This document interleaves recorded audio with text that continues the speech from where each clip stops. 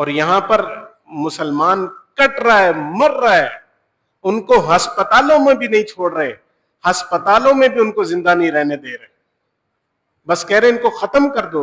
روزانہ ہسپتال میں ہو تو مارتے ہیں، گھر میں ہو تو مارتے ہیں، بمباری سے قتل کر رہے ہیں، بھوک کھانا روک دیا ان کا، چاروں طرف سے محاصرہ کر لیا کہ ان کو پانی کا ایک قطرہ نہ ملے، کھانے کی ایک روٹی ان کو نہ ملے۔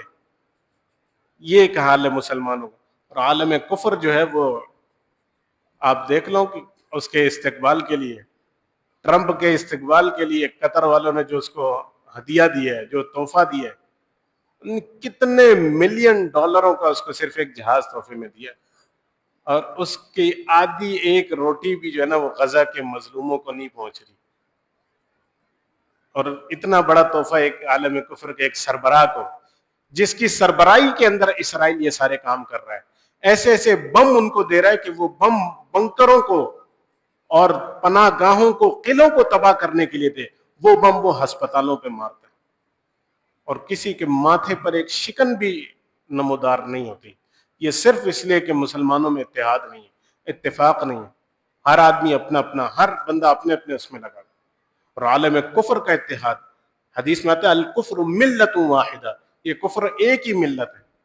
تو قرآن میں اللہ نے فرمایا لن ترضى عنك اليهود ولا النصارى حتى تتبع ملتهم، یہ یہود و نصارہ آپ سے ہرگز راضی نہیں ہوں گے۔ لن، عربی حضرت پڑھنے والے بچے جانتے ہیں کہ یہ تاکید کا کلمہ ہے، کہ کسی کلمے تاکید پیدا کرنی ہو نا تو یہ حرف لایا جاتا ہے کہ یہ کبھی بھی ایسا نہیں ہوگا کہ یہ آپ سے راضی ہو جائے۔ حتی تتبع ملتہم، جب تک آپ ان کی ملت کی اتباع نہ کر لیں، جب تک آپ خود یہود و نصارہ نہ بن جائیں، خود یہودی نصرانی بنیں گے تو یہ آپ کی حمایت میں ایسے کھڑے ہو جائیں گے کہ آپ حیران ہیں۔ ہمارے یہاں پاکستان کے اندر ایک عورت نے نہیں حضور کی خدمت میں گستاخی کا الزام اس پر لگا، تو عالم کفر اس کو بچانے کے لیے اکٹھا ہو گیا، آسیہ مسیح آپ کو یاد ہوگا، عالم کفر اکٹھا ہو گیا، پاکستان کی حکومت پر اتنا دباؤ ڈالا، اس کو جیل سے نکال کر اپنے ملک میں اس کو پروٹوکول، وی آئی پی پروٹوکول کے اندر فرانس میں اور اس کو دیا گیا۔ الزام کیا تھا کہ حضور کی شان میں گستاخی کی ہے۔ حضور کی شان میں گستاخی کرنے والوں کو ایسے پروٹوکول دیتے ہیں عالم کفر، تو یہ کبھی بھی راضی نہیں ہو سکتے آپ سے، چاہے آپ الٹے لٹک جائیں، چاہے جو مرضی کر لیں، یہ اسی وقت راضی ہوں گے جب آپ اپنا اسلام چھوڑیں۔ تو یہ صرف نحوست کس کی وجہ سے؟ آپس کے اتحاد، آپس کے اختلافات کی وجہ سے، آپس کے جھگڑوں کی وجہ سے۔